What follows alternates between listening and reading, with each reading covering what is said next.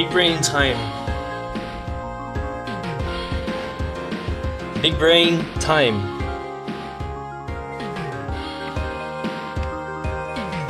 Expansion of the brain. Today, we're going to dive into some serious color theory business. You're not ready. And I've got some super exciting stuff. It's going to be the biggest brain of all the art streaming on this platform, I tell you, my friends. Hello chat, welcome here. If it's your first time, welcome. If it's not your first time, welcome back. I'm glad you're there. I'm glad you're returning. That's very nice of you. Today, in exclusivity, not only are we going to learn one of the most critical color theories you have to learn as a serious artist, but we're also going to learn how to make $1 million with your art. Hey, see? This is going to be the greatest stream of all time. I mean, what's better than that? We're gonna react to a video called The Formula to Make $1 Million with Your Art, or something like that. We'll just do some, lazy reaction time, but it's going to be fun. And we're all going to become millionaires here. So start thinking what you want to do with your money, because man, it's going to rain. And it starts today, tonight, this morning, wherever you are. Welcome here.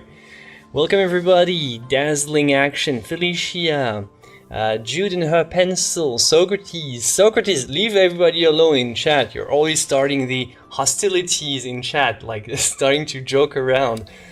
I've been reading. Atelier, everybody, Balsam. Hello everybody, welcome here. So, awesome. So how can you make $1 million out of your art? What do you think? Before we jump into the video revealing the secret that you've all been waiting for, I want your... Give me your best. Give me your best shot. How do you make $1 million? Well, let's settle the bar pretty low at $1 million a piece. How do you make $1 million with your art? Go ahead. Go. Look here. Go ahead. I'm waiting. Hello, Angelica. What do you have? What do you think is the secret plan to make millions of dollars with art? Tell me. Grab the red or white paint. Ready for this color theory? Yes, it's going to be exciting. Well, I don't know how exciting color theory can be, really. You tell me. I think it's exciting. I think it's fun because I'm nerdy like that. I like to dissect colors, dive into colors. But I'm weird. Not everybody's like that. But I think we have some common ground here. I think we're alike in many ways. If you're watching this, you're probably kind of nerdy with art-related stuff, like I am. Find a collector that loves you. I have collectors that love me that are pretty broke or average. They haven't $1 million. The $1 million bar is still. You have to find a very rich collector that loves you. That's for sure. Deal with a drug dealer. Yeah, probably. That's a good trick. Okay, I don't know how you do that. Maybe they have some special commissions for you. Sure. Plant trees. Stick a banana to a wall. Well, that's not $1 million. It wasn't sold for $1 million. It was a 250,000, I think, something like that.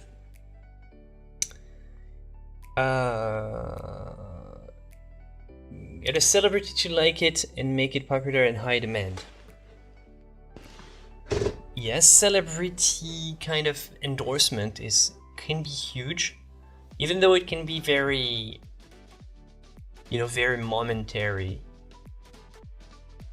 Have a dad who's president. Did he sell?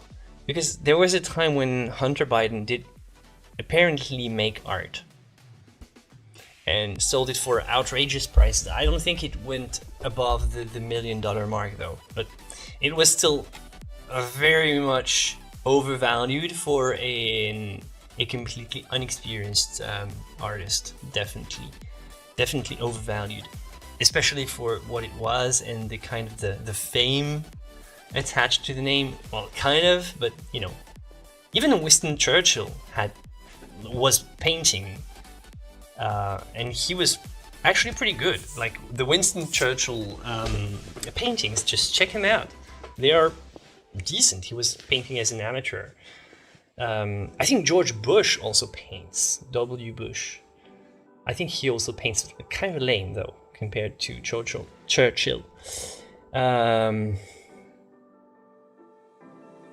With the weird art live in a famous museum.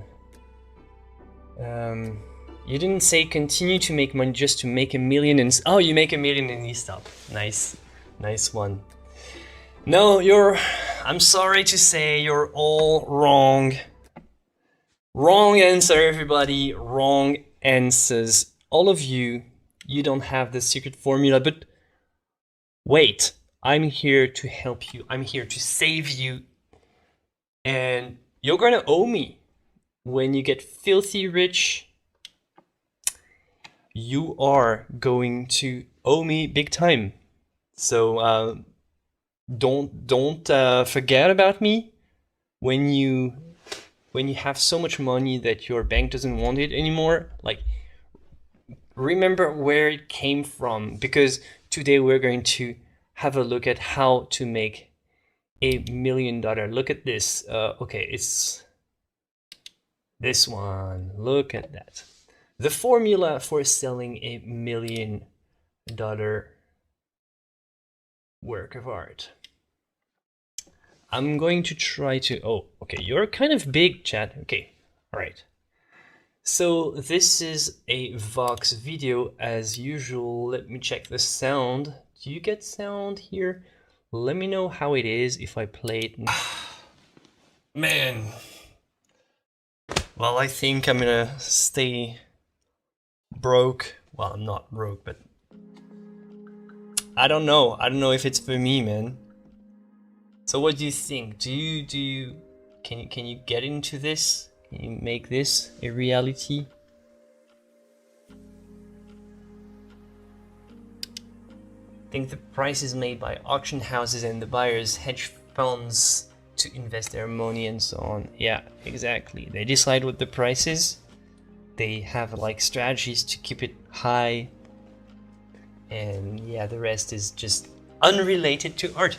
But the good thing is, because it's unrelated, it also means that artists are free to make art however they like. And that's also a good thing. Like, artists have been producing art no matter how well it's sold for decades. Like, look at one of the favorite in this stream, Van Gogh. He only sold one painting in his lifetime, and now he's like super famous and all. But not selling art didn't stop him from making art, which is super cool, because the passion, the drive for creating is much stronger than what the art world dictates. And yeah, the art world, this is not your world. This is not you. This is not where you are. You are not part of this entire scheme here. It doesn't involve you. And even the reputation you get as an artist, it's not even your choice. Like, you as an artist, you don't decide to have a strong reputation, to be famous with the right dealers. You have to be in the right circles. It's also the lottery. Like, you have just as much chance of selling $1 million work of art as you have winning the lottery, like finding the right person. So you have to put the work. But after the work is done, like putting the work into your art and making art every day, that's a given for all of us. Even if we don't sell for millions, that's a given by default. We all make art. We all have the passion. We all have the drive. And past that, once the work is done, like it's like a lottery. Like you can buy a lottery ticket for what it's worth, and it's almost the same. The only problem is that they can make your reputation super high, and what I don't like about that is how connected the reputation is linked to all the rest of the financial component of art, and how it sort of dictates how art history will be interpreted later on. Because the artist who has like zero reputation but still produced wonderful art, I'm not sure that he or she will ever become a thing ever, because maybe like a couple hundred years from now they'll look at the price tags and they'll think, okay, based on all the data that we have to consider that the price tag here makes this artist, and probably the historians of the future will think, all right, because this guy was selling for millions, maybe he was more relevant. And I don't know, you tell me what you think. Is the price tag going to be a kind of relevant data for when the art historian will just look back at our era, sort of? You tell me. Yeah, they don't even have to be an artist, just somebody they choose. Exactly. It's so unrelated to art. Like, this is their decision. It's not our world. It's not like, it's funny because they call this is what they call the art world. And all of us making art, we're not the art world. We're invited by the art world to produce art if they want to sell it, but we're not part of it. Sorry to inform you. As an artist, what do you think? You think you are part of the art world? No, the art world is people making money out of art. What do you think? So how do we make a living with our art? Going teaching art and education, commissions? Yeah, a little bit of everything. But I think it's been like that for a long time. A lot of the paintings that you see in museums, they are actually commissions. They were commissioned by the church most of the time for the Renaissance, and after that by, the portraits were done for by rich people. It's always been like that, living out of commissions. And probably the commissions were probably boring those artists to death, and they were just making it because it was they somehow had to pay the bills. So does that mean that we're back at make art for the love of art, for the love of it, and forget going professional? No, because you still have, like, there's still a way. It's tricky, it's difficult, but before thinking about becoming professional, definitely art for the love of it has to be a given. It has to be a like, you don't even think about it. It's a yes. It's a clear yes. Would you make it if it wasn't bringing any money to the table? Yes, I would. Okay, then you can think about a way to do that professionally. And it's still possible to make a decent living with a sort of middle income niche. Doing commissions, it works. Selling products, like selling prints. With social media, especially with social media nowadays, there are a lot more and new ways to be financially independent, which is cool. You don't have to be part of this big art world. And really, if you want to be a part of it, it's like really an elite that, like, you don't get to decide that, okay, I'm gonna join, maybe if you just know the right people, it will happen, but it's not really up to you yourself, except like you can be an independent artist, work mostly, make your promotion online by yourself, sell everything yourself, do your own prints.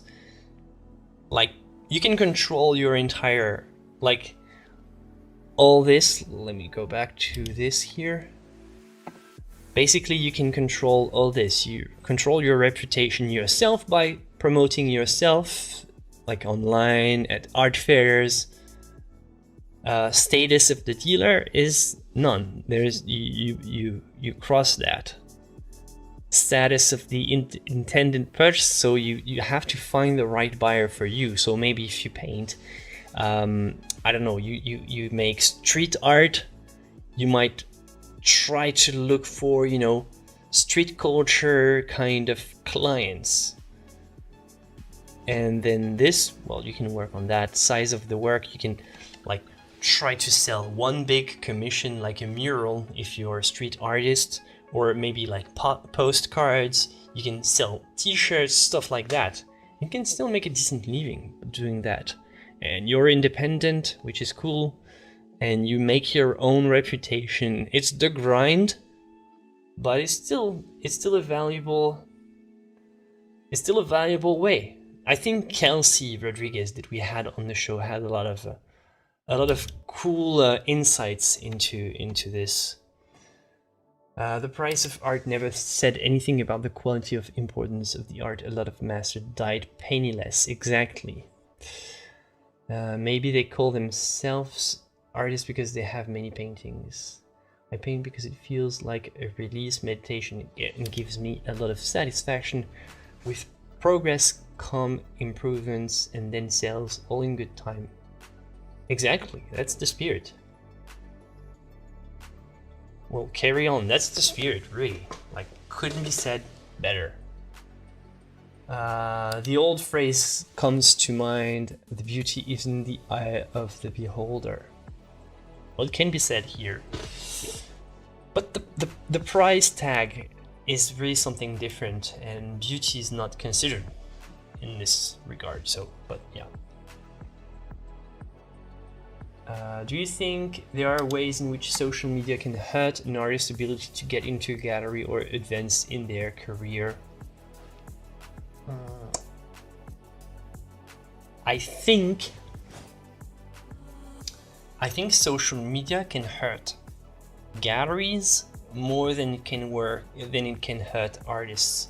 Some galleries are kind of stuck in the old business model. So maybe they don't necessarily try to create an online store. They don't try to sell online. They don't try to reach out of their, kind of their little niche network of collectors.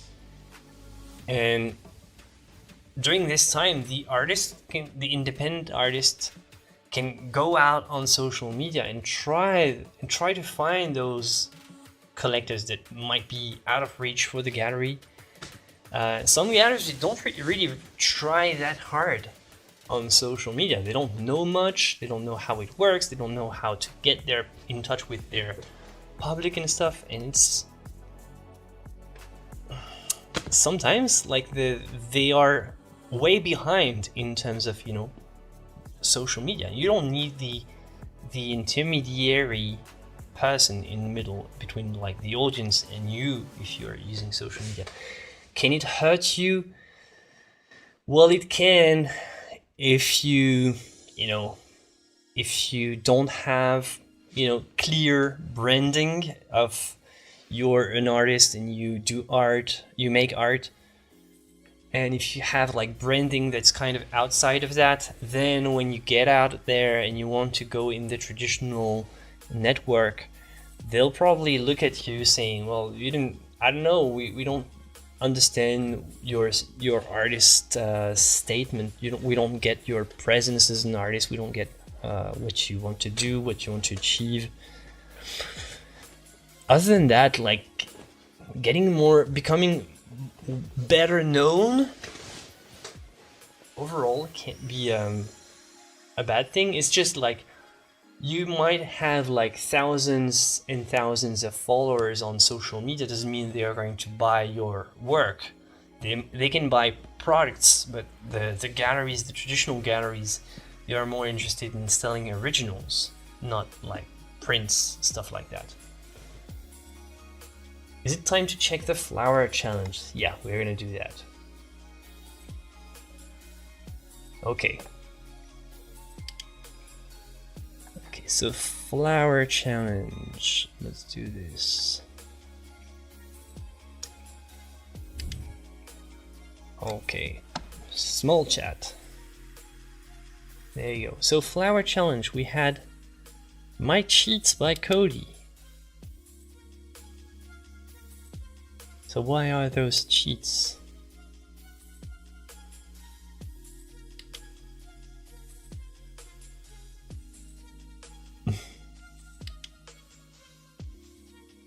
Oh, you can see the impasto on this one. Really cool. We need close-ups. Really cool, Cody. Diva. Yeah, the theme was still left with flowers. And we have this one by Diva. Really cool as well. We have this one by Eva. Resolution's not great, so you don't see much, but what is it? Finger copy once, not for me. Okay. This one by Balsam. My cheat entry. Nice. Like the kind of neutral background, and the works really well with the flowers. You see how they're a little bit beige. I like this color, like this mood. Really nice. We'll continue this tomorrow. Very abstract so far for an underpainting, but it's still cool. You still have the kind of the energy. I like this phase of the painting. It's always very interesting to see flowers super old and kind of old. Okay. I like this one, man. Really cool, Felicia. Near. Wow, cool one. What are those? I don't know. I know nothing about flowers, man. I'm way too bad at, like, especially naming them in English. I'm bad at in French already, so in English even more. And this is one by Sue, an old one I did last year. Really good. Love the reflection. Love the what's happening here in the water. Except this, no, it's not critique time. I don't know. Yeah, it's cool. Joy. This was painted last year for my neighbor. Ah, the color tools. We're gonna talk about color today, so that's cool. Oh, this grayscale. I've seen this. I've seen this one. It's pretty well known. It's not accurate, but it's well known. This color wheel. But great flower, Joy. And this one by Seth. What kind of flower is that? Is that a real thing? Well, I guess it is. Crazy shapes. This one by Jay. Colors are too light in there. It's darker in reality, but thank you. Okay, okay. Yeah, taking good quality photos is something. Just listening to music.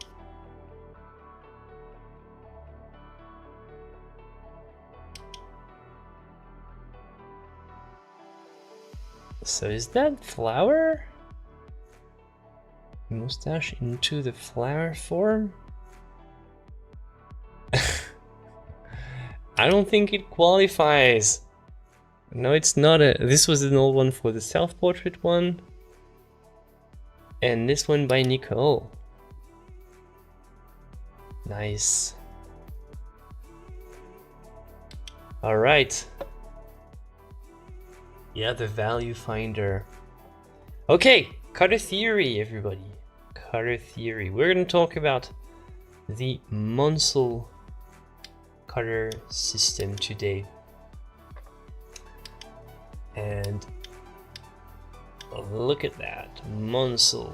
So this is an old, very old kind of. Hold on. Actually, I should change screens. Yeah, today, kind of our little.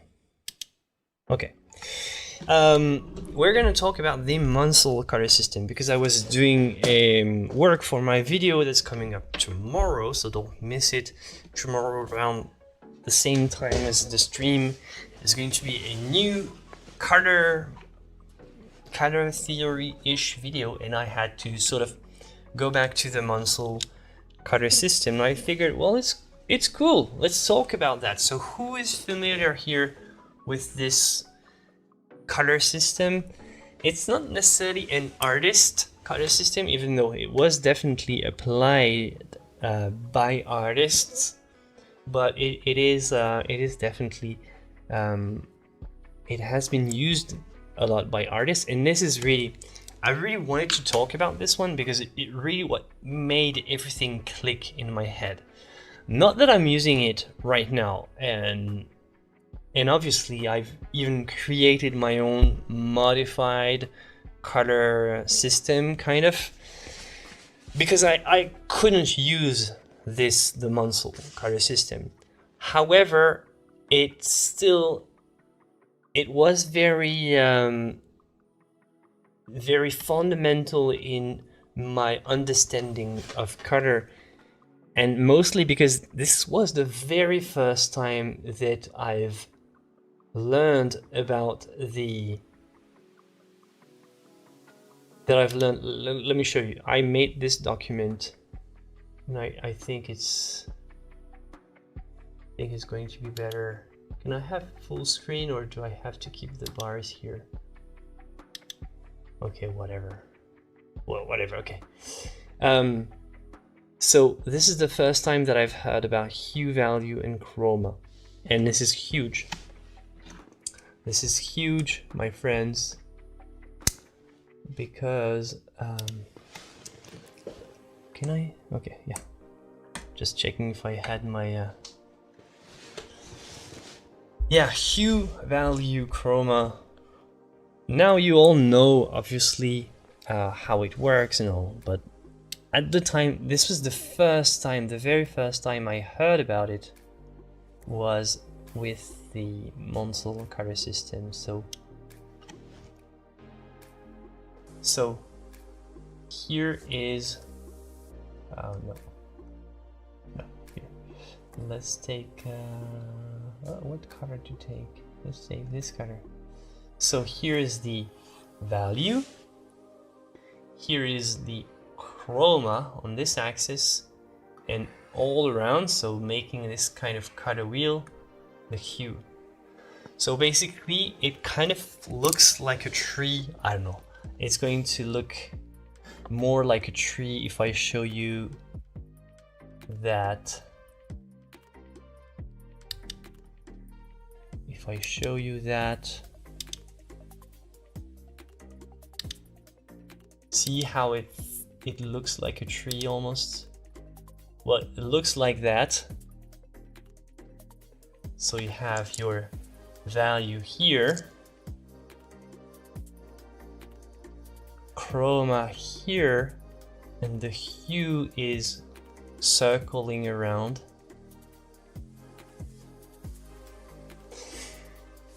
And why that? Why do we have this weird complexion of a color system? Because which is the what I learned for the very first time is that it's 3D.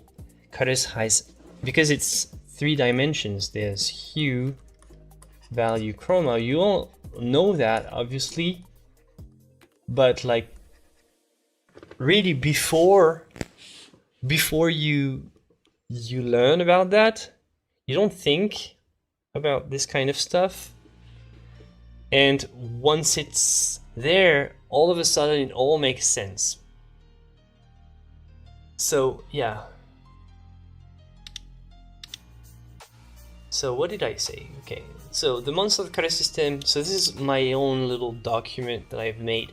I didn't make it. I didn't publish it because I don't know if I do have the rights. Maybe I'll should put it on my website just for personal use, I guess. But I created this. Like now it's a property of X-Rite, which is a color kind of company.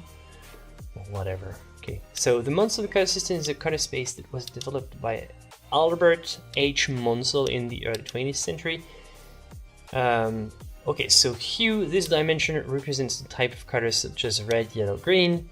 Value refers to lightness or darkness. You all know that. Chroma is the intensity or saturation. It measures the colorfulness or vividness of a hue. So it's very much used in lots of fields actually. Okay, so these are the resources that I made. All these are stuff that I made with my own little brush tool on Photoshop. These are not official colors, so for what it's worth, because I don't know if there's copyrights on these colors. Like, you don't own colors. I created them, but you know, nobody can own the color. But you know, they are crazy like that sometimes. So just to make sure. But yeah. So here's how like each diagram is like a little slice of the color space, and the color space is like that. And what's crazy is that something that I was always looking for, you know, a perfect. I was always thinking, hey, let's put this all in a perfect sphere, right? But you can't really make a perfect sphere out of this. It doesn't work because some colors have profiles. Like if you trace the profile of this color here, 5Y, and the profile of this color here, as you can see, they're very different. This one has a lot more in the dark side, and this one has a lot more in the light side. Yeah, sure, the yellow, it makes sense though. Yellow makes more sense when it's light like that, and blue is a much darker hue, so it makes more sense when it's like that. So let me see what I have here.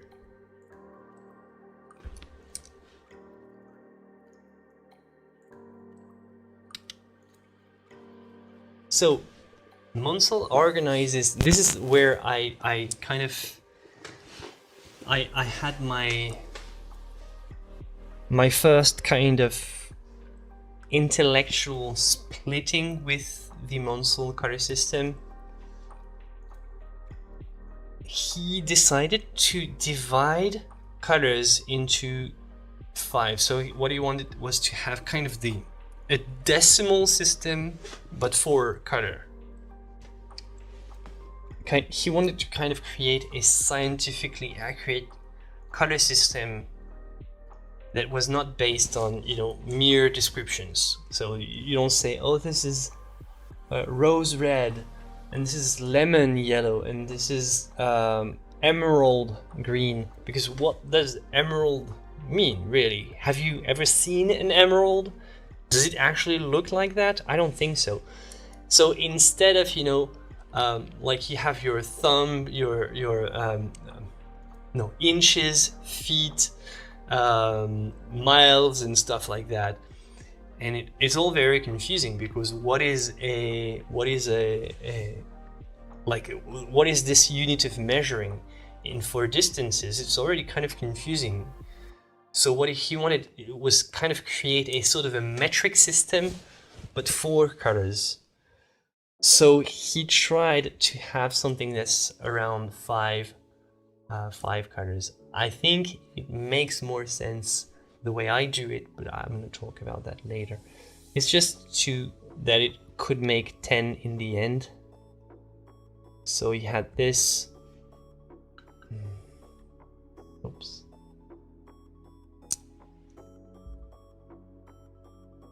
So yeah, 1, 2, 3, 4, 5, 6, 7, 8, 9, 10. 10 kind of main cutters. We're going to talk about the naming afterwards because it's a nightmare. And this one has 40. And each cutter, so each slice, you can take each slice separately. This would be a slice or a diagram if you prefer. And then you can have, like, you can name each cutter. So instead of saying this is pink rose or hibiscus rose or whatever, madder lake, something like that, what you would say instead is, okay, so you take your big brain and you say this is 2.5 R, and then oh man, what comes after? I never know. 2.5 R 8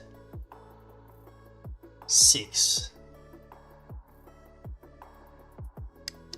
Hold on. I've got to double check. I'm not big brain. Sorry. This has been so long since I gave up on this entire system. But basically, each cutter has kind of coordinates. And when you do have the exercises like that with the cutter swatches, they have like this was in book with actual cutter swatches, and even on their website they have the the little swatches, like you can take them off. I think they even sell the big Munsell book. Munsell product. Cutter education, maybe? Like they sell the interactive learning kit. They sell the cutter tree, do they? Pantone. So yeah, it's a property of Pantone. Intellectual property, everybody. You're not allowed to paint these cutters. It's intellectual property. Product discontinued, so. Okay, so yeah, you can actually do the exercises with this. You can take off the swatches, study them, put them back on. But overall, not really super useful when you're painting. We're going to talk about how it can be used for a painter and why in this case really. It's a bit too much, too big brain for painting. Painter small brain, and Munsell cutter system big brain.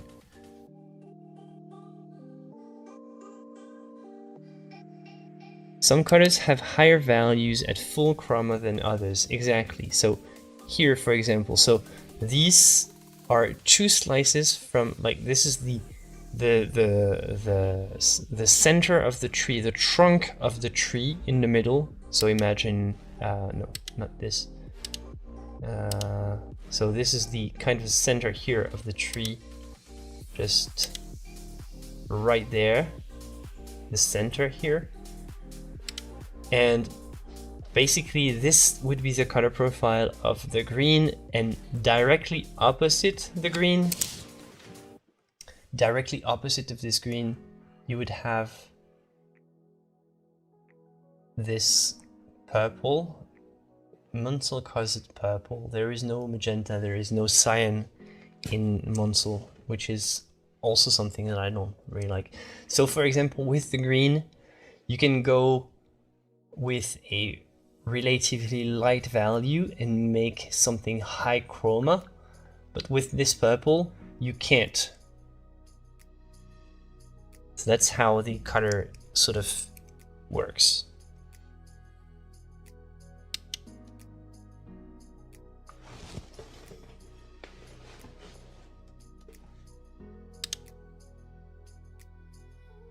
So this, again, same thing.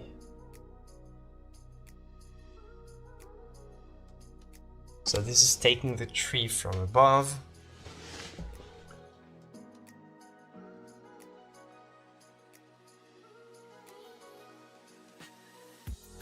So yeah, basically each, I made this system, it's very close to what I did, but I'm going to show you what's the difference between what I did and this. It's very close to what I did, except the naming system is a nightmare. I think that the graph, the orientation to me was not making that much sense, and compared to the size, the orientation that I like to paint on, but whatever. I mean, each person has its own like favorite way to use this. My brain exploded. No win, no brain, so this is not for me. I'll show you how it can still be useful. Don't worry. Don't worry, everybody. I'm gonna show you a nice way to use it still. Even though, like, past this here, once you understand that there is chroma, hue, and value,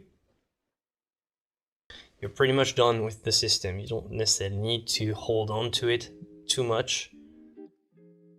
Like, to me, it's way too confusing, and especially all this, like, what is what? Like, what is, where are the pigments here? Where are the colors? I want to paint with that. I don't want a purely abstract kind of representation of all the colors like that. It's cool and all, but doesn't quite make it. So you have all your color diagrams like that. So big brain, big brain, big brain, and you can make this. I don't think it's, to me, it's not super accurate in, like, I don't think some of them, I don't know. I don't see how you can have such a reduced amount of cyan, but whatever. And how you can use it as a painter, which is still pretty cool. You can take, for example, you can choose to go with one slice. Let's say you want to practice some nice skin tones. You can decide, okay, I'm gonna take the Munsell color wheel, and I'm gonna take a nice big slice here, and I'm gonna paint this kind of chromatic flesh tones. Okay, so maybe you think, okay, this is way too chromatic, so this is chroma here. We're jumping in chroma here. So maybe you think, no, this 6 chroma is too chromatic, so let's go back and let's actually take this one. So you're going to take this one, and on your palette you're going to try to mix this, and you know, you mix everything and you get something in the end that works. But I don't know, what I prefer to use is, I prefer to use, the way I see how I would use it is more something like that. So you would take this, for example, pure black, you would take this, you would take this, you would take this one, here you could take, let's take this one, and this one, and you would have this on your scale. It's also a very nice way, a more, to me, a more accurate way of representing it, because colors that are the local color here is usually the most chromatic ones, and the more you go in the shadows, the less chromatic it gets, and the more you get towards the light, the less chromatic it gets also. Well, so yeah, this is how I use it, but very confusing, but very big brain, definitely. What I like to do myself personally is I've created this little system here, and this system is something that I made because what I wanted is to not have all the colors too abstract, but I've almost used the same spirit as Munsell in my case, except that I wanted to have, you know, the kind of a visualization of where all the pigments are. So it's for painting, and Munsell color system is not necessarily for painting. They're using it in science, they're using it in lots of fields, and not exclusively for painting. This color space here exclusively for painters. And I wanted to have kind of slices, value slice, directly usable. So let's say you have a blue ball and you want to paint your blue ball. You can immediately take your slice, you take this one here, you use this color wheel, and you try to reproduce all these color swatches here on your palette. And how do you do that? What pigments can you use that? Because the Munsell color system says that you can make them, and they're going to give you an accurate representation of the colors. But what pigments do you use? Well, in my case, the color wheel that I've created, you know, sort of pigments that could be useful to create this. Next, if you have a, let's say you want to paint a red fire truck, you can take this entire slice here.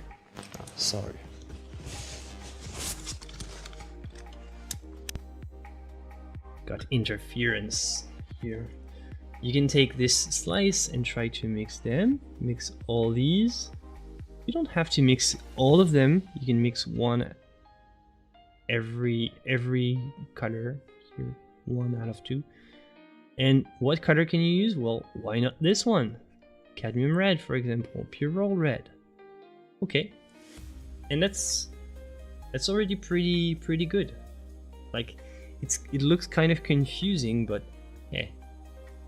You pick color in the strings, mix and adjust on your palette. So red number 0 medium chroma would be here. Cyan number 108 low chroma would be this one. And you make this, like, your palette would look something like that.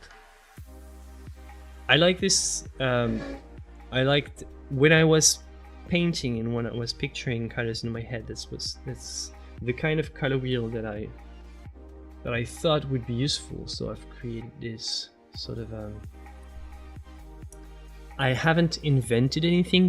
Basically, I've taken the Munsell color system and recreated it. I fit this into perfect circles because a color wheel is still more practical than anything. And I've just tried to put the pigments on top. Nothing new, really. But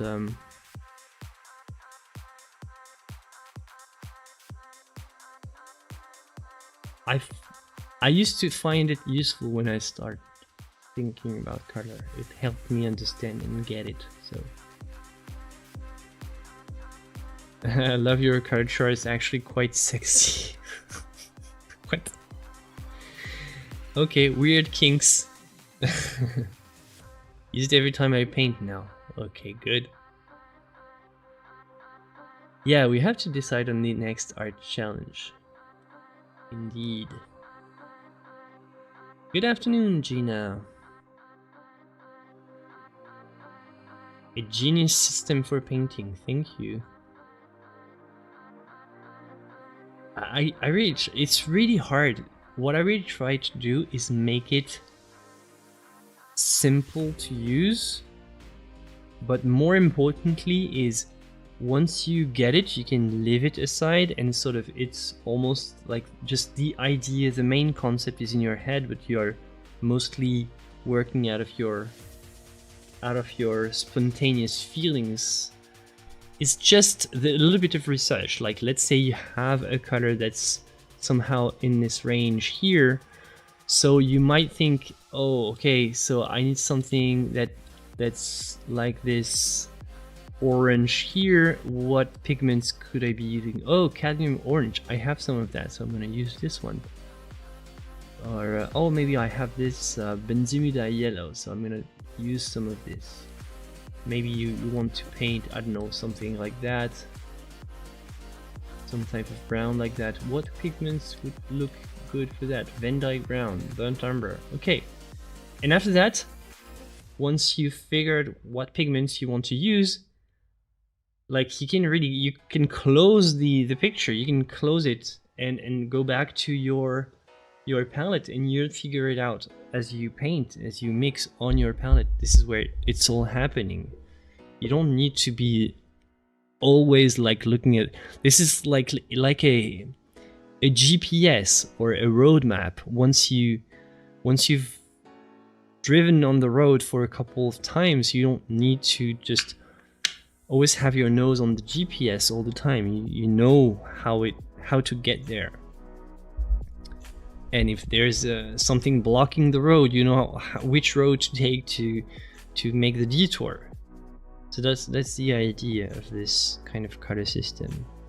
That's how I like to view it.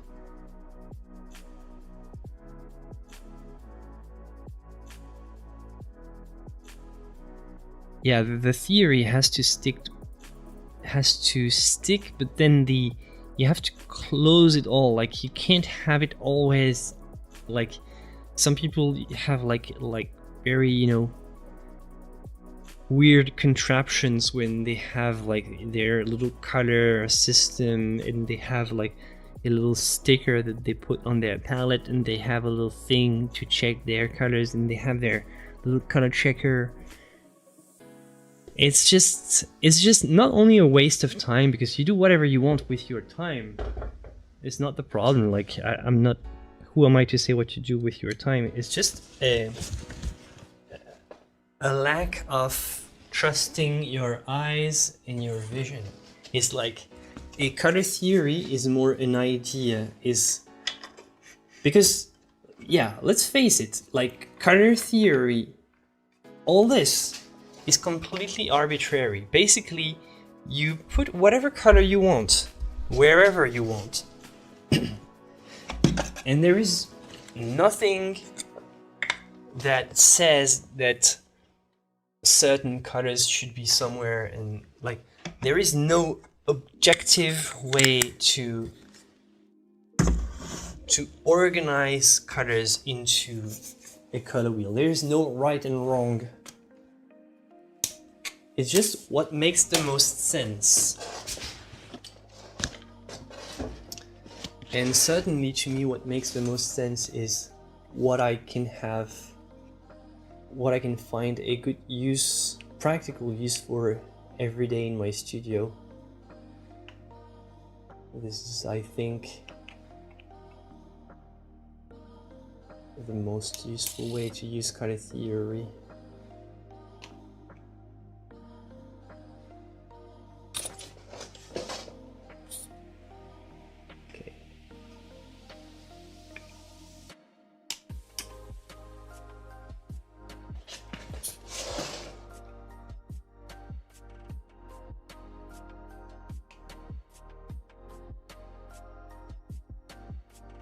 Okay, just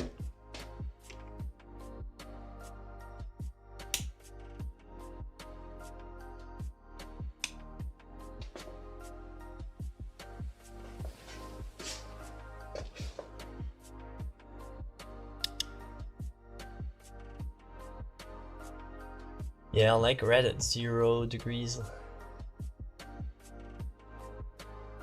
Red is not more visible in low light, it's yellow.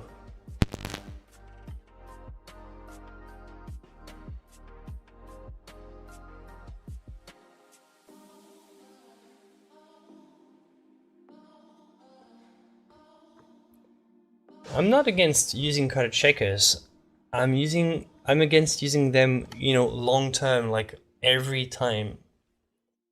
But color checkers are an important part of the learning process, but you have to pass, you have to go beyond color checking and sort of understand color navigation in a way.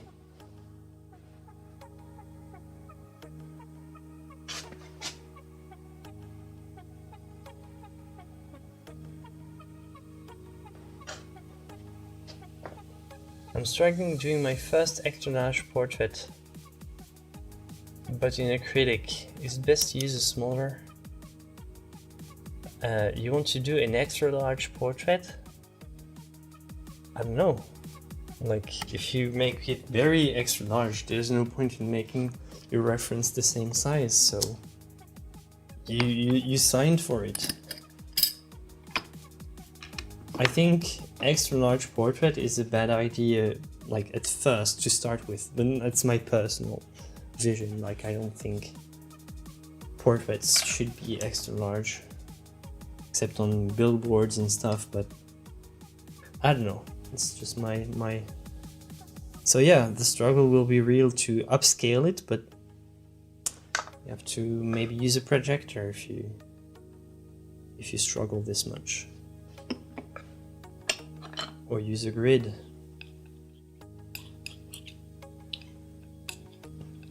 Or a proportional divider. There are many techniques to upscale, but I think it's, to me, I don't know, it's always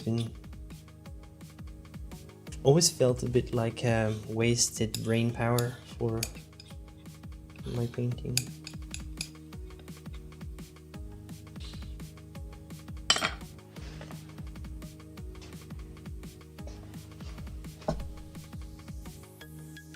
In nature, there are tons of examples of how to use complementaries. Absolutely. Especially complementaries to green. So all the colors have kind of magenta, red colors, because it works great against a green background. So basically lots of leaves. And if the flower or the fruit, for example, is red, magenta, will really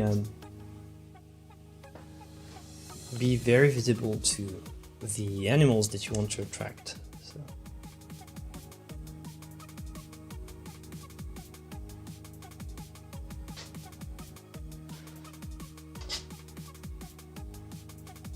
The thing is, all of this is additive RGB because that mimics eye perception. Painting is more subtractive. All subtractive, and well, obviously you can't do additive unless you're painting with light. But you can still fit the RGB colors into a normal color space.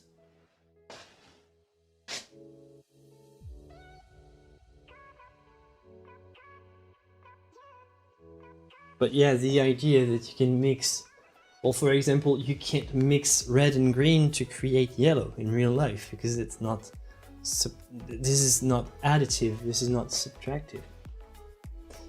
Painting is subtractive, so every time you paint, you subtract light from the canvas with your layers of paint.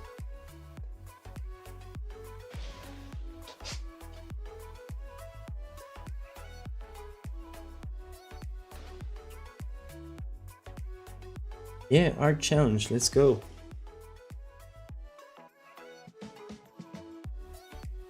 So what ideas do you have? Suggestion time for the art challenge.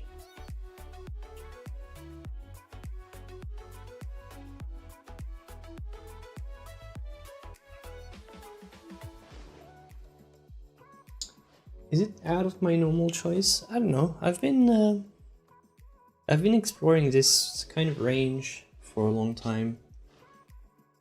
Except this one has a little bit more, is pulling more on the orange. In the past I was more in the cyan blue range. But I've been, it's just that before I was probably more with a bit more darker style. Here is just a little, kind of a little exception, I have to say. I like to work to have like different types of moods. It's good if your painting has different.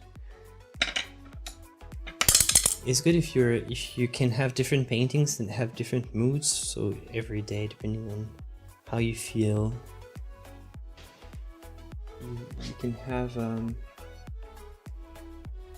something different to work with that fits your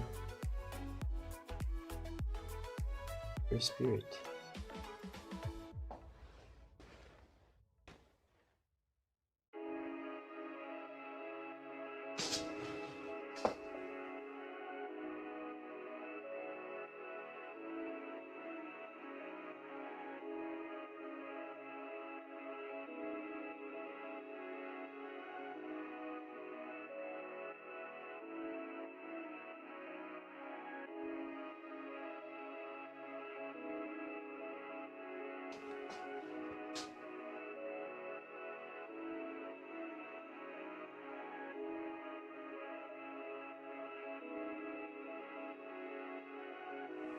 Low light lemon. That's a fun.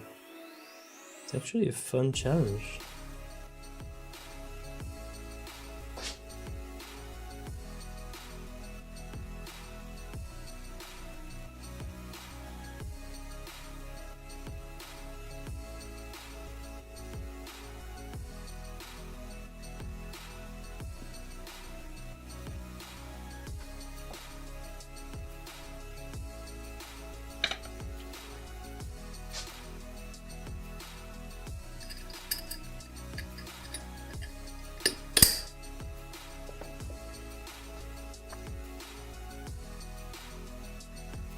My headphones always block the view. I'll try to pay attention. Hands is a good idea.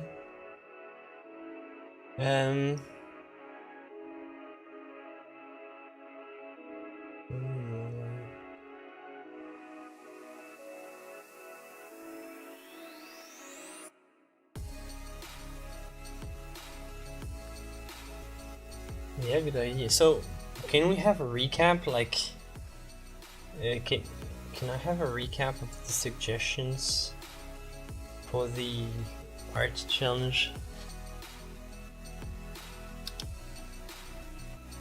I really wish my mods could launch the vote.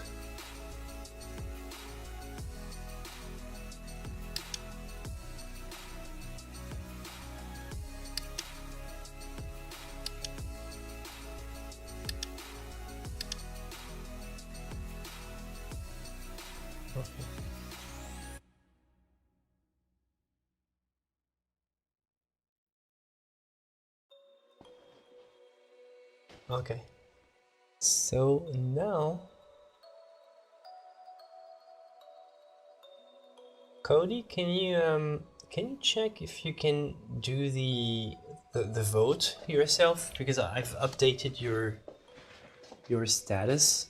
Maybe now you can make the challenge happen. The vote challenge happen. But you tell me. I'm not sure.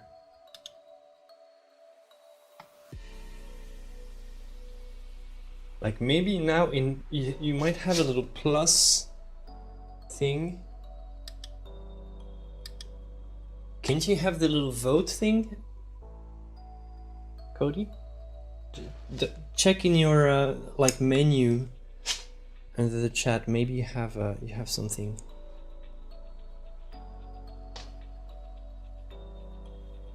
If it doesn't work, I'll do it, but it'd be cool if it worked.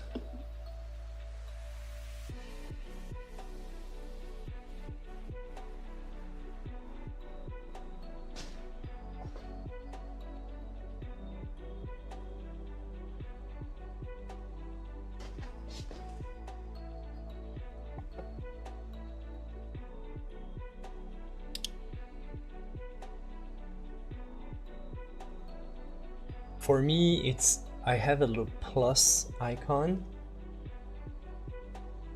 under my chat, but I don't know about you.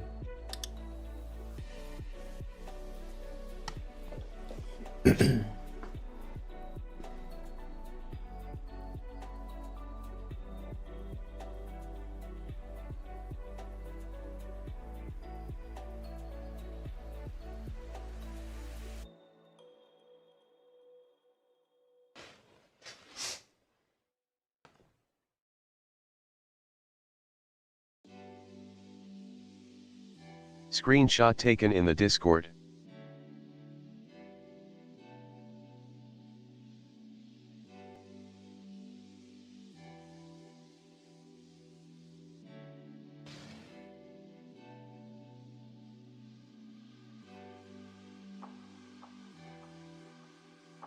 Oh yeah, I don't know if you can do it from your phone. Not sure.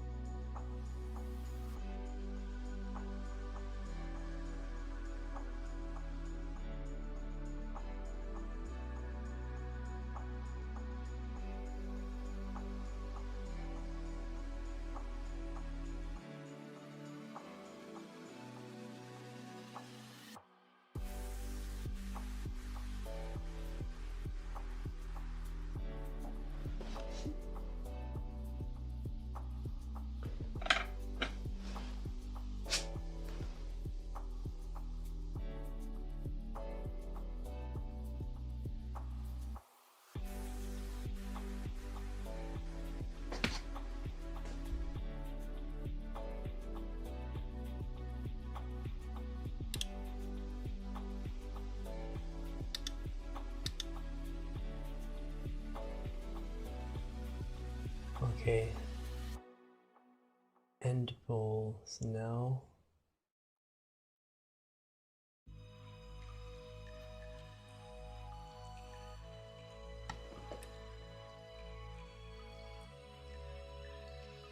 Does it have the 4 elements?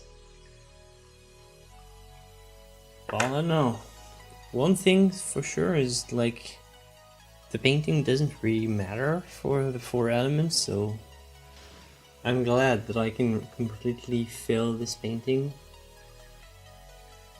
and can still be sold for an exuberant amount. So that's kind of a relief actually. Okay, so let's do the poll.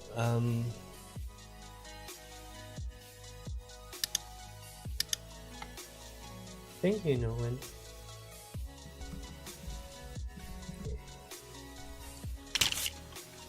So next challenge.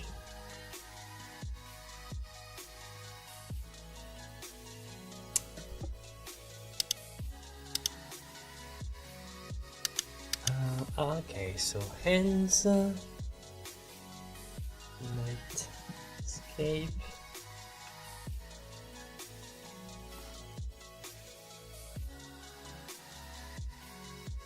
Color harmonies and fruit still life.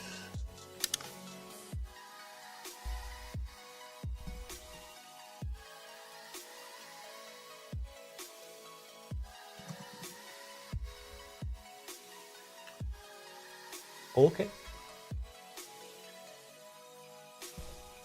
Okay, so I devote.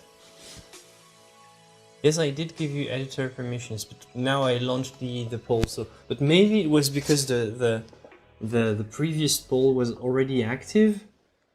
So maybe it was preventing you from launching a new one. I don't know. Just after this one is done, you can try again. Because yeah, I gave you, you know, more moderation.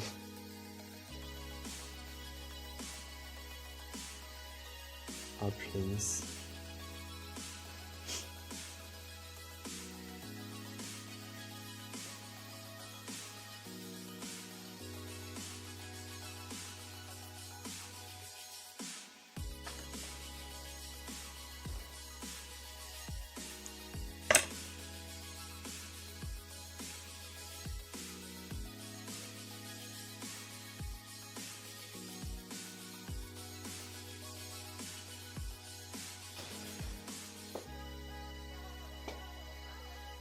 Hello, Jonas.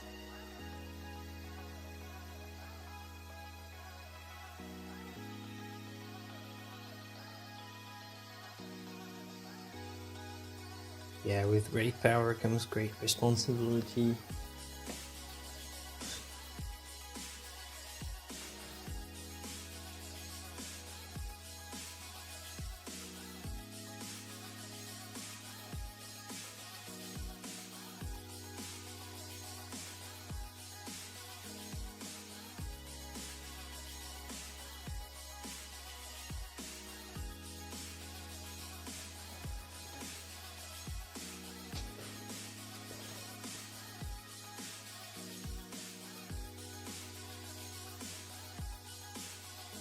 Yeah, you know, you can vote. Just pick one randomly. You know, sometimes they come back. The themes. Some of them come back, so maybe it will be the next one. There's been no regret. There's never.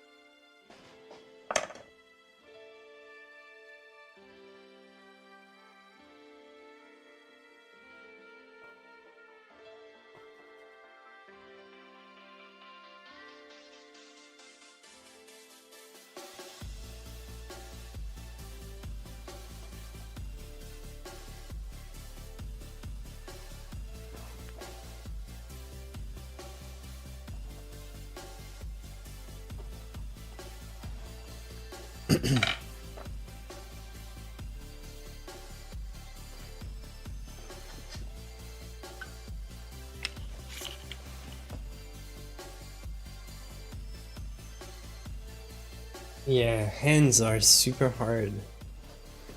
It's like, it's a very tough challenge, definitely.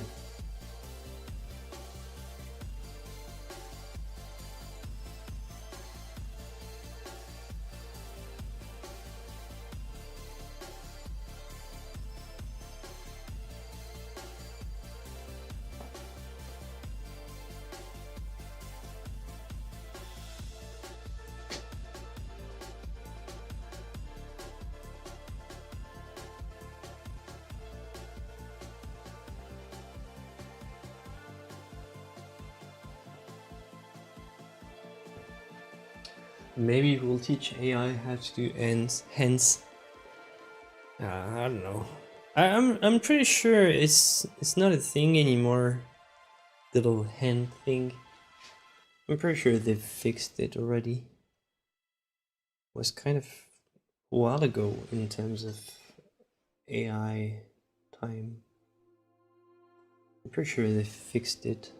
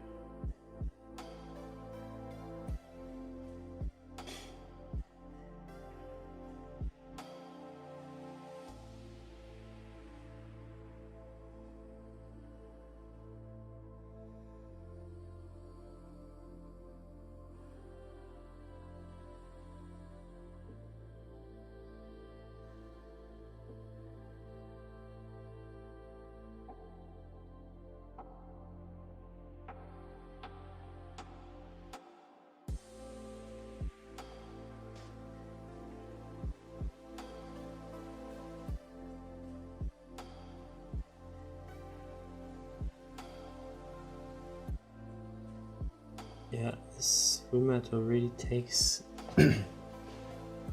takes me a lot of time. Because I had to, for this painting, I had to redo a large portion of the face, change a couple shadows and stuff, reposition the eyes, reposition a little bit of everything compared to the last week actually. And so it had me, it left me with a lot of the,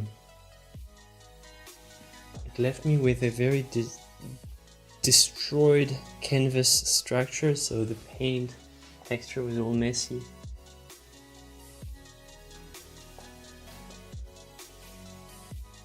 So now I have to be very delicate and just work on, especially this cheek here was pretty damaged by my repositioning.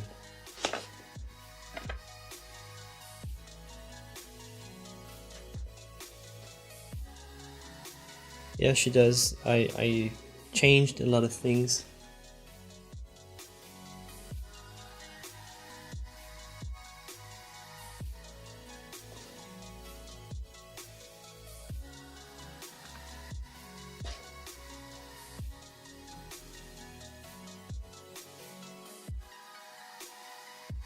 Oh yeah, you can.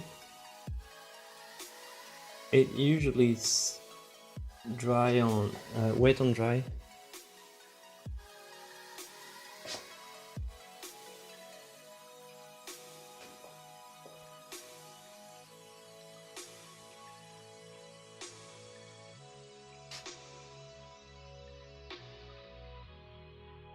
Oh, I think I think the emoji wall is deactivated because since the last time when I had Alpi, I didn't want to annoy him with emoji wall.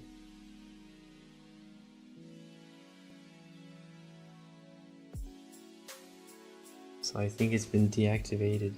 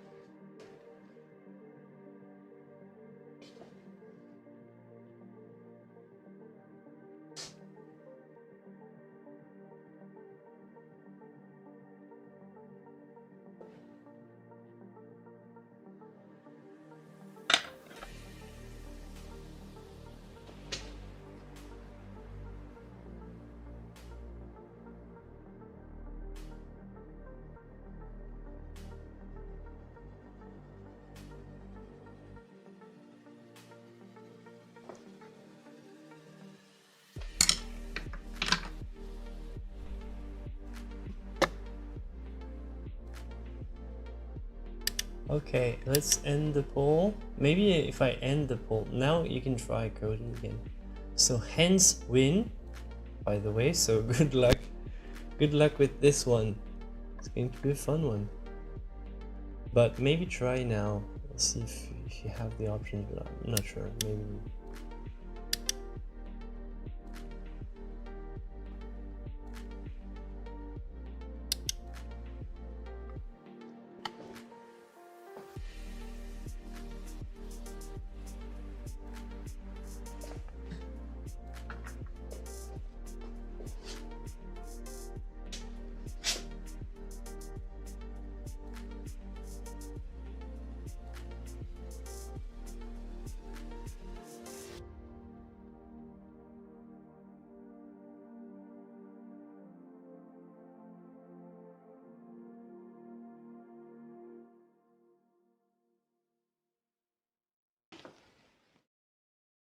Actually, hands can be a nice stream idea. Can be a cool stream, just making hands.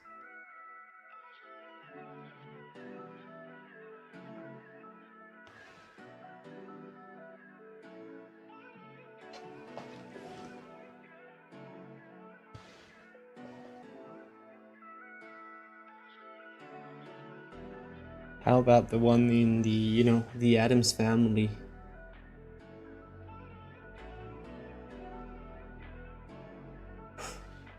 Can be a nice model.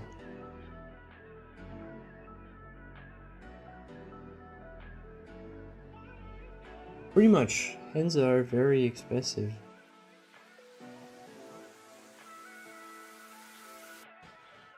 I like to have it relatively smooth, yeah. And this one was not, by the way, which is why I'm struggling to bring the texture to a nice soft, you know, soft level like that.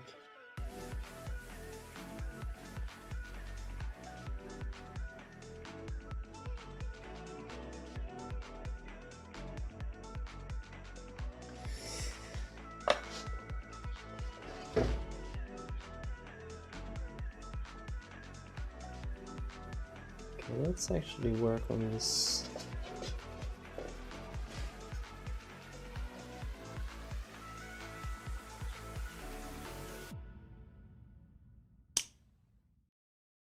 It's crazy.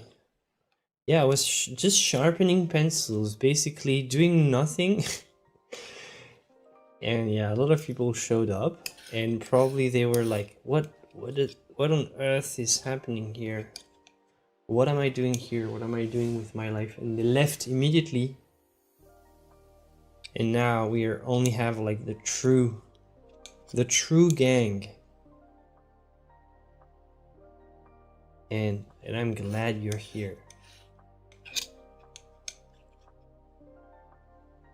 Only those who know the value of good pencil sharpening can really enjoy this stream. Oh, maybe this was the ASMR crew. Only there for their daily dose of ASMR and then leaving.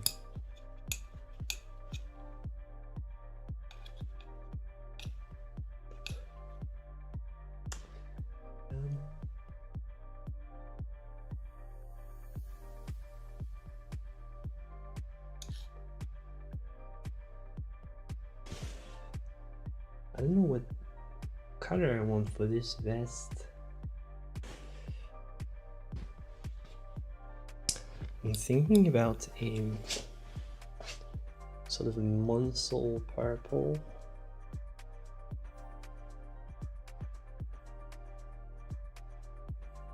I don't want red.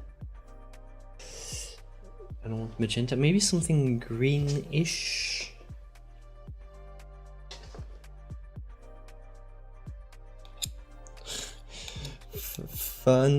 Fun sharpening pencil. This is the only channel, ladies and gentlemen, when you hear I had fun sharpening my pencils. The only place on YouTube and on the entire internet where you can hear fun and sharpening pencils together. This is why I love you guys. Well, we're made for each other here.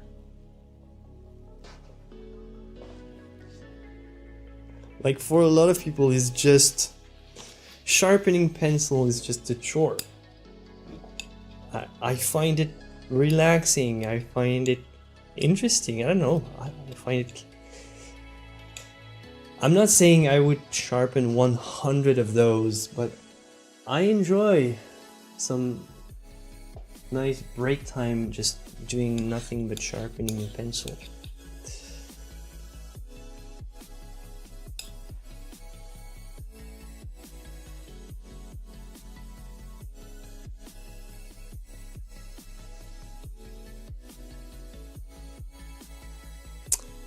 Man, I don't know what color I want for this. It looks nice.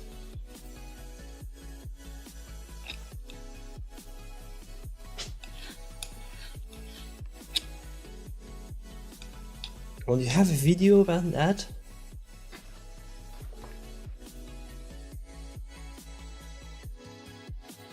Crazy. Well, technically your user your username is Jude and her pencil, so.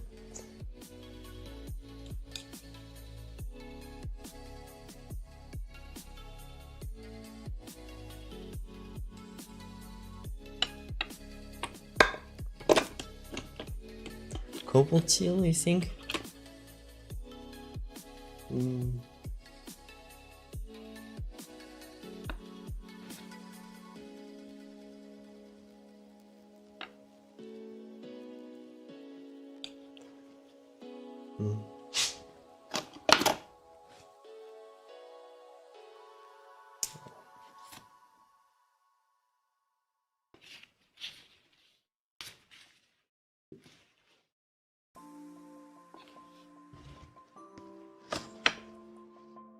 Did I hear French music?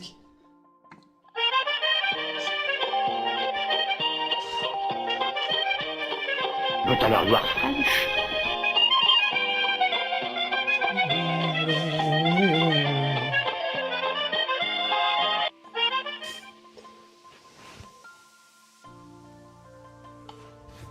I need to wash my hands because I put some impasto medium on them, so I'll be right back.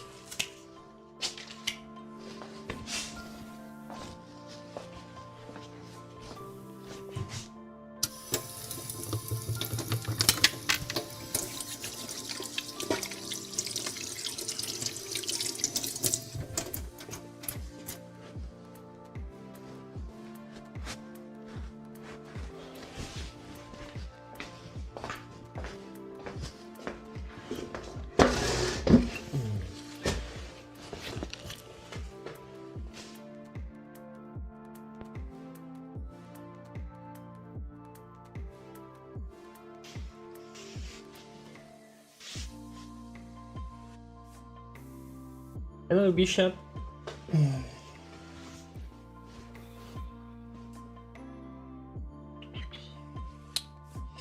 Man, I can't decide.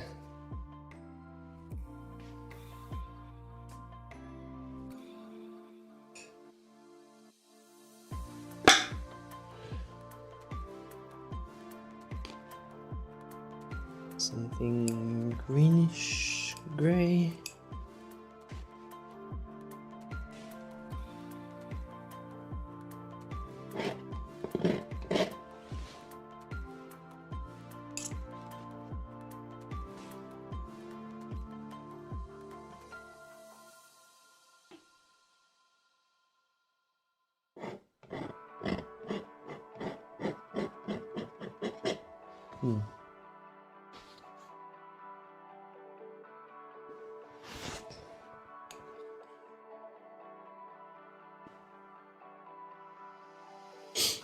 How about something?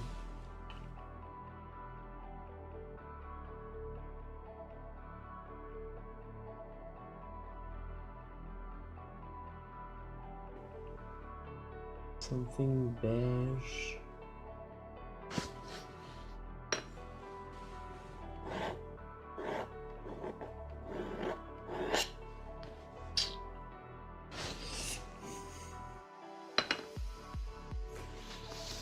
Okay, maybe green.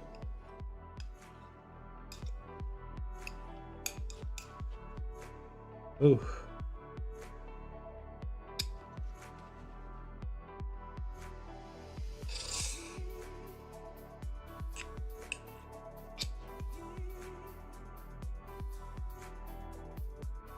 Well, if you don't know French, it's time for your first lesson.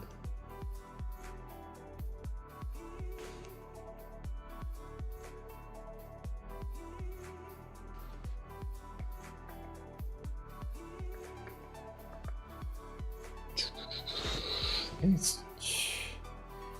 I don't know, why am I hesitating so much? Oh yeah, it's a wonderful channel. Like it very much.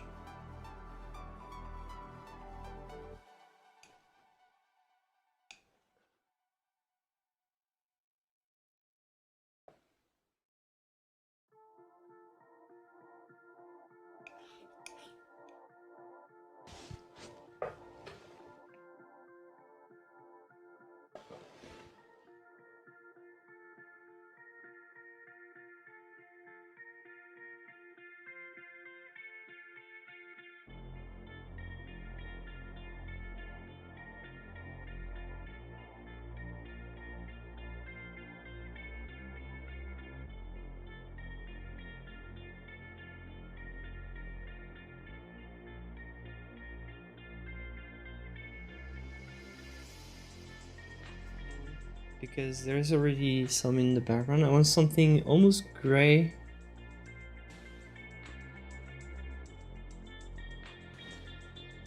So I'm gonna use this.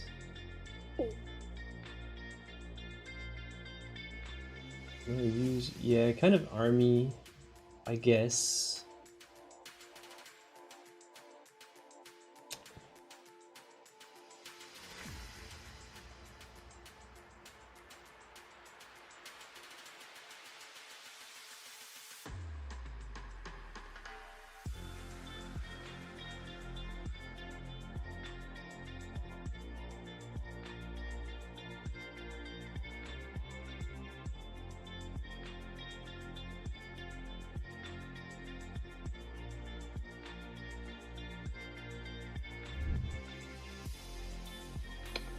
Hold on.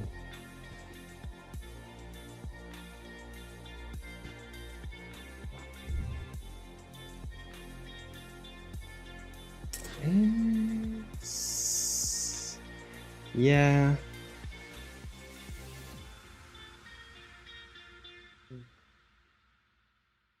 Very muted purple, maybe?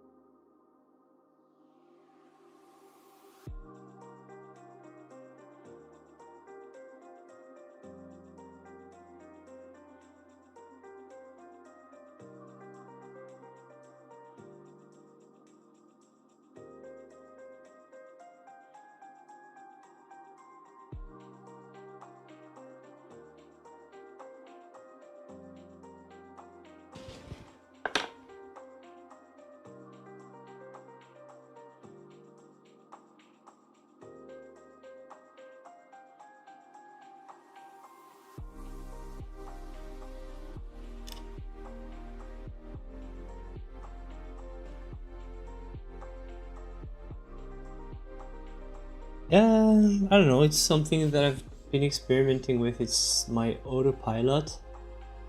It's like changing.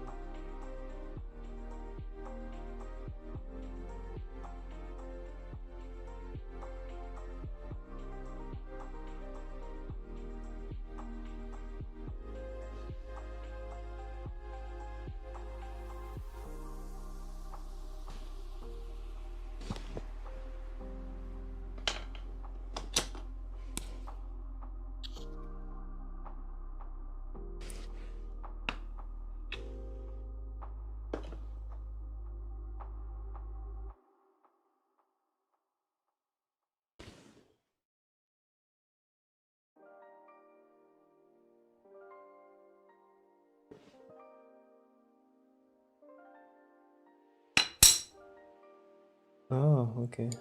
Well, I've turned it off. Yeah, sorry. I've turned it off. Mm-hmm. Okay.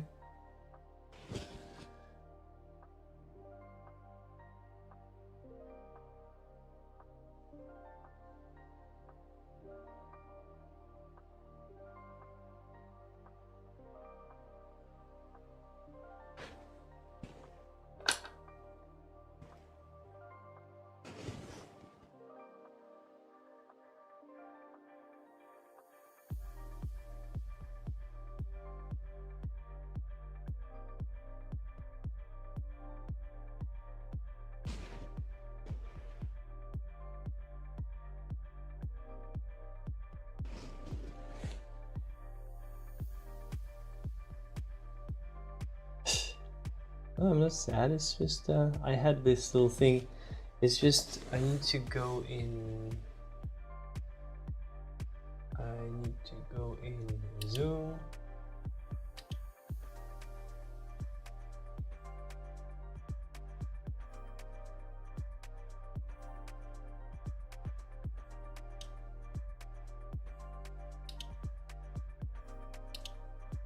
And now you can hear me in this Zoom mode. Okay.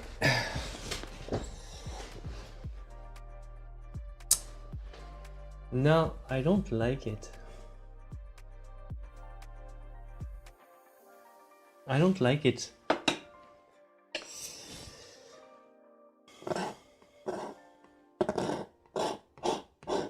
And maybe the shoulder, it looks kind of goofy. Oh man, can never get anywhere with these. I'm just always wasting so much time redoing the same thing.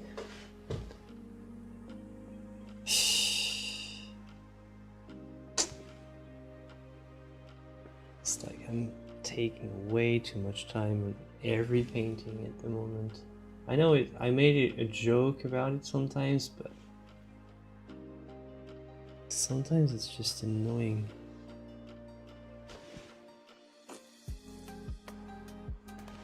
Real talk.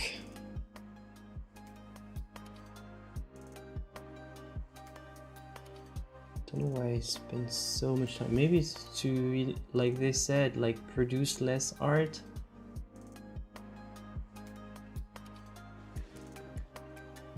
Man, I spend time making tiny decisions like that and I'm never quite satisfied.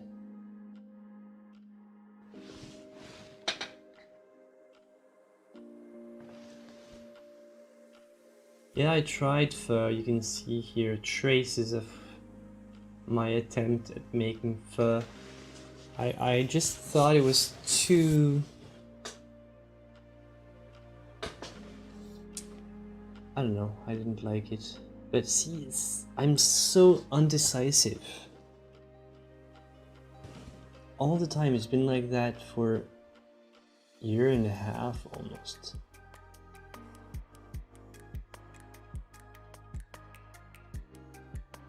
I don't know what's wrong.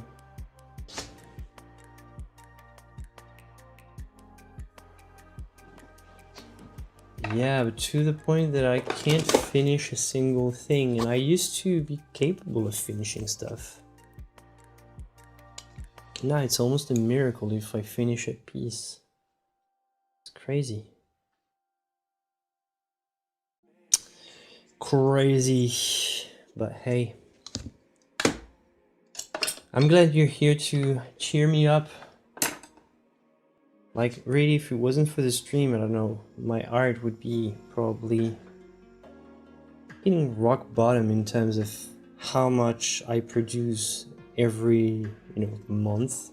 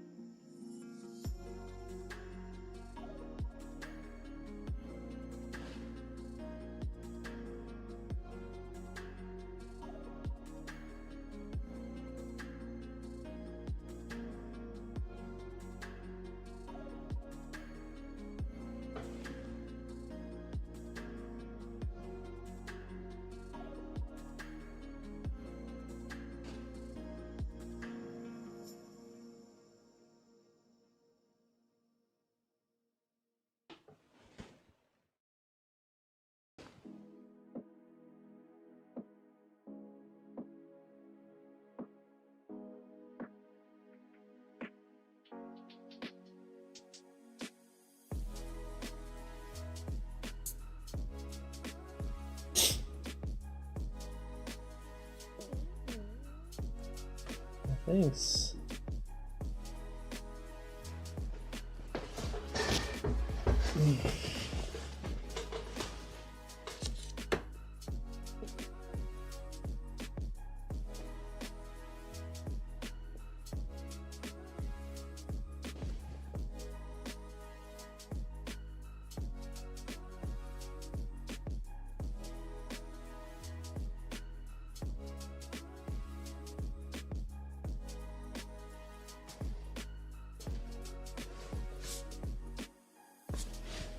Yeah, I'm not counting the YouTube stuff. It's more how many paintings I get to finish. I have like this curse at the moment that I always stop at almost 80%, and I think, okay, I'm gonna let this one sit for a while, come back later. And later I do something else and start a new painting, and it's the same thing over and over.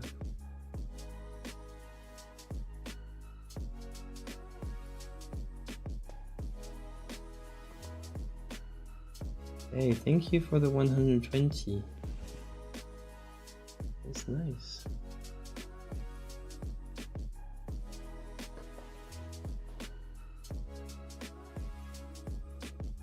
Yeah, because I dropped the shoulder.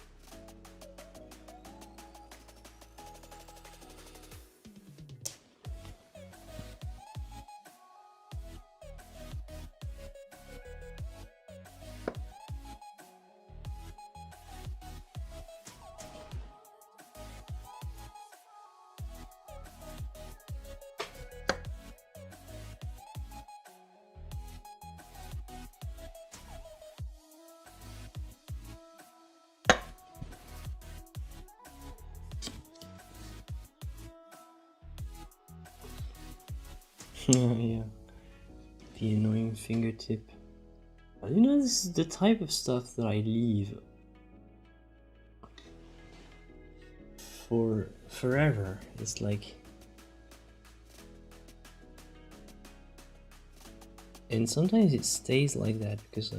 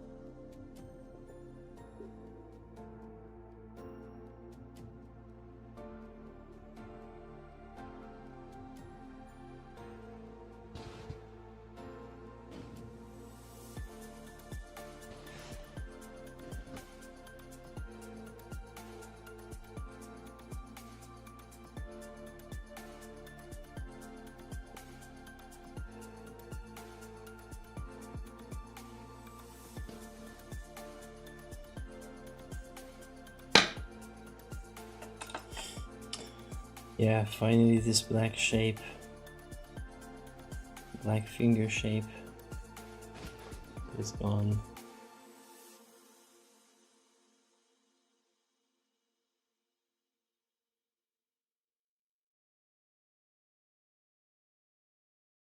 I don't want leather.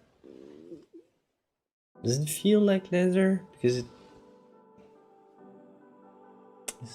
I don't want this. Like, I don't know what I want. I need a model. I need to find a model. I don't know what I'm doing.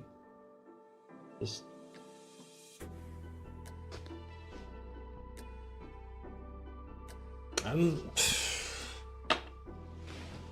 Oh gosh.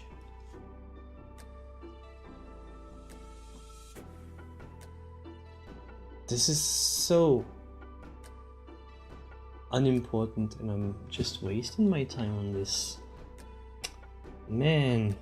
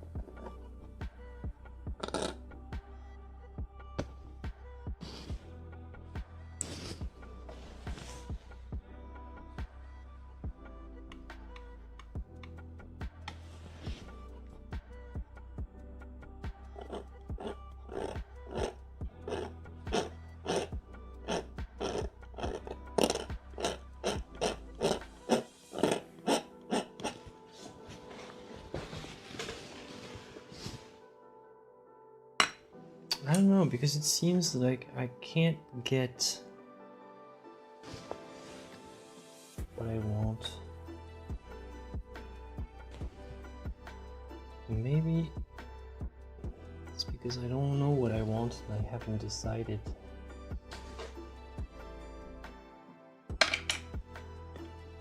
I don't know, maybe it's decision fatigue.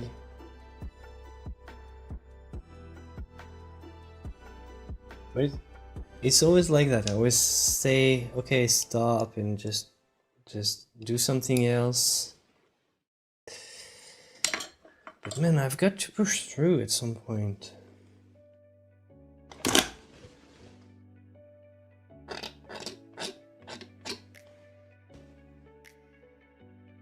Past a certain point, I have to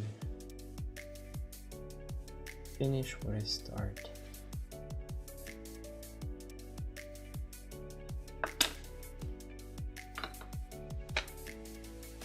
So yeah.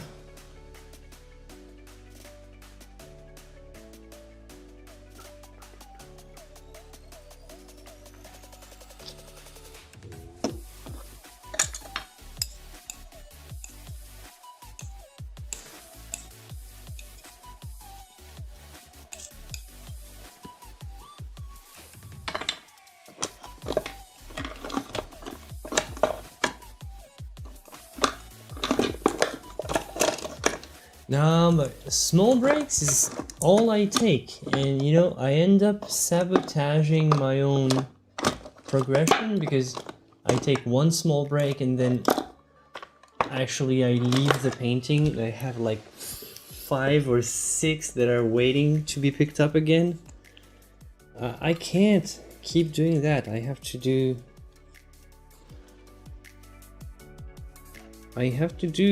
the stuff. Finish the stuff and stop questioning. Like, I really have this curse that I can't just take a full decision. I used to, but right now, I don't know, it's not working for some reason. But it's been a while.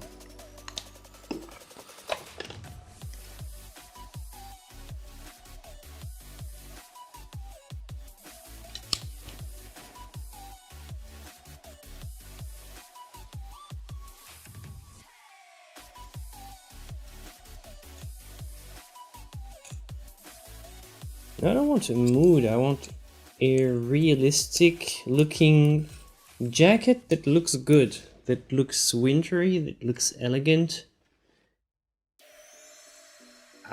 It's not the mood necessarily. I want to have nice fabric texture. I want it to look real.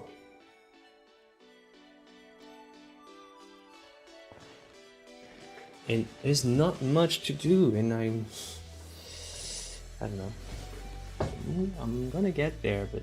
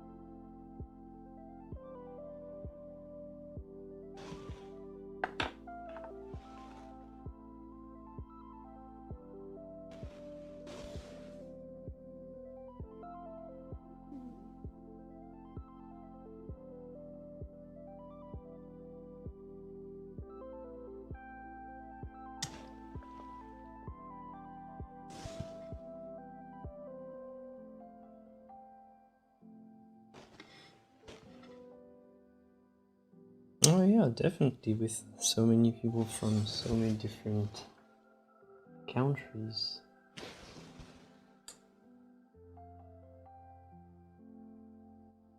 Like, you know what we should do every day? We should pick someone from that speaks a language outside of English, and they should teach us like words.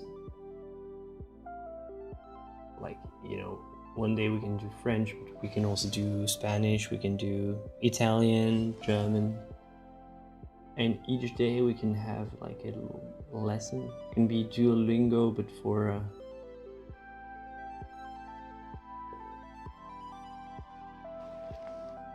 art, painting.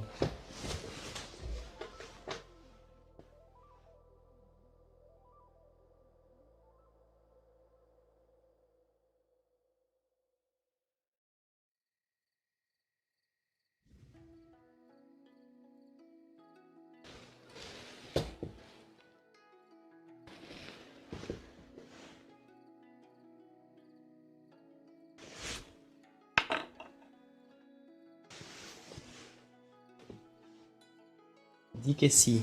So okay. Let's start with Damien. Teach us some. What's the, you know, basic Spanish that we need to speak.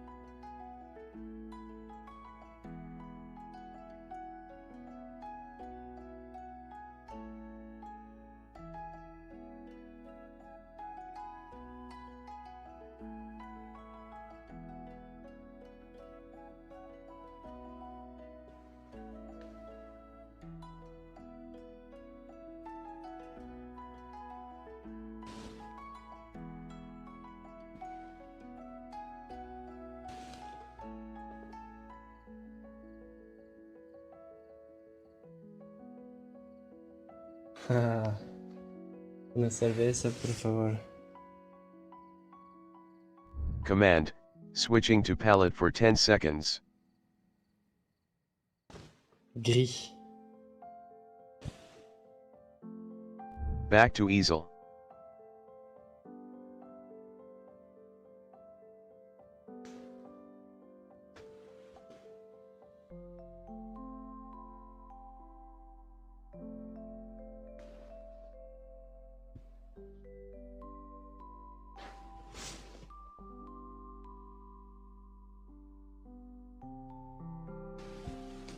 Exactly. ¿Por qué solo una? Dos. Tres.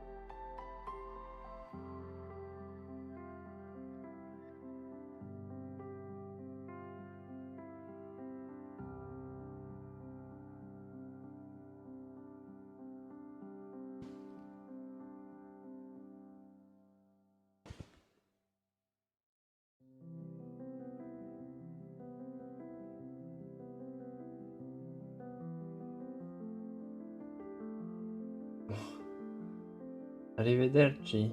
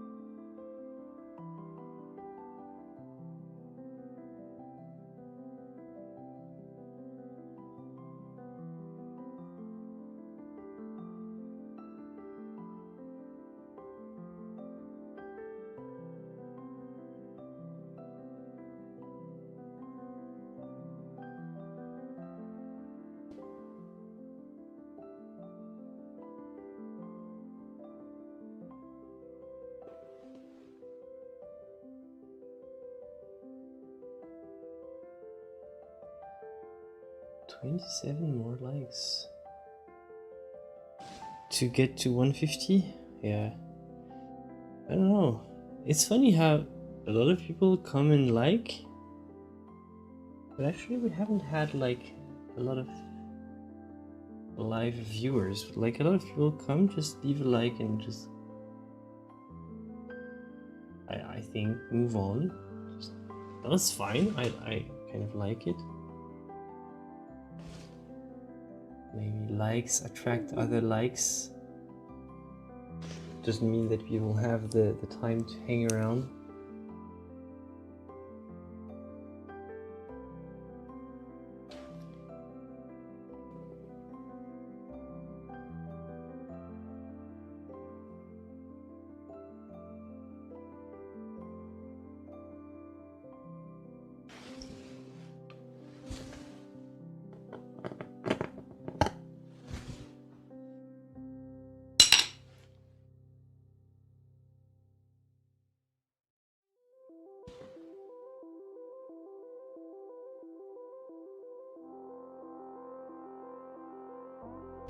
Yeah, probably. I don't know, because it's funny because in the past we had sometimes way more viewers watching,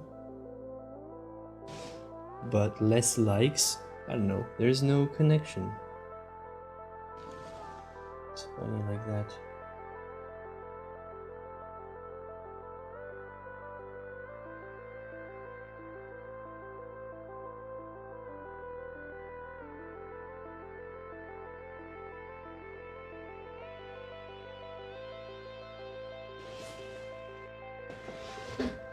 Ah, yeah, so that YouTube knows to give you the notification later on because you liked. I see.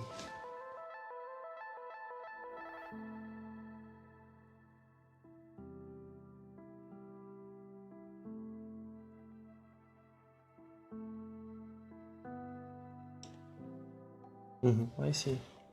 What I like more about Caravaggio, I don't know, the feeling, the strength, um,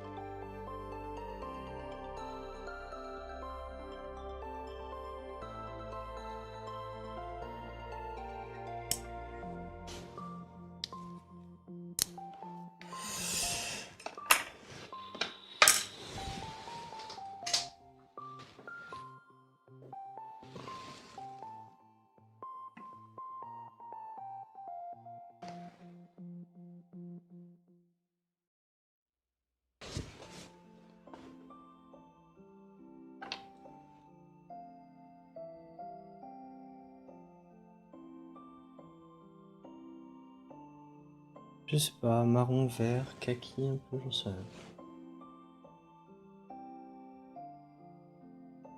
Je sais même plus quelle couleur c'est pour le coup. J'ai parlé de Munsell avant, mais là, je suis largué.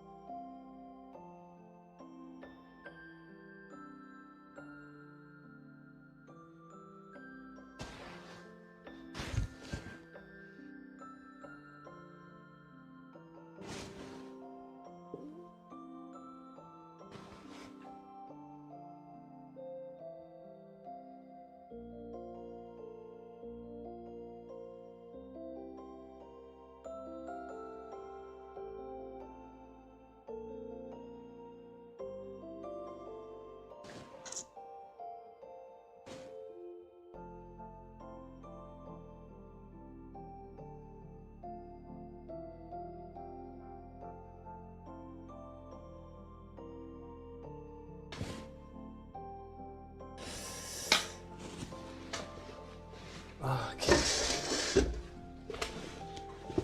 No, I never tried doing a full reproduction.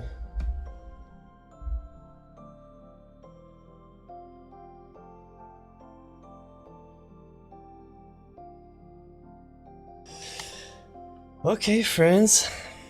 Man. It was a tricky one, but made it through somehow.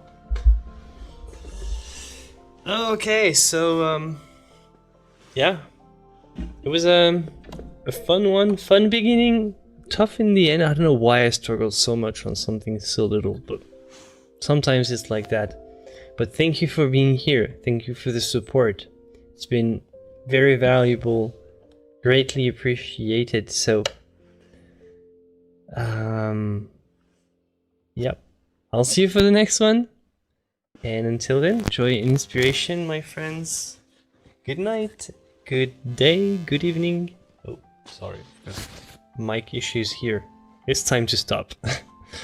Okay, see you next time. Take care. Bye bye.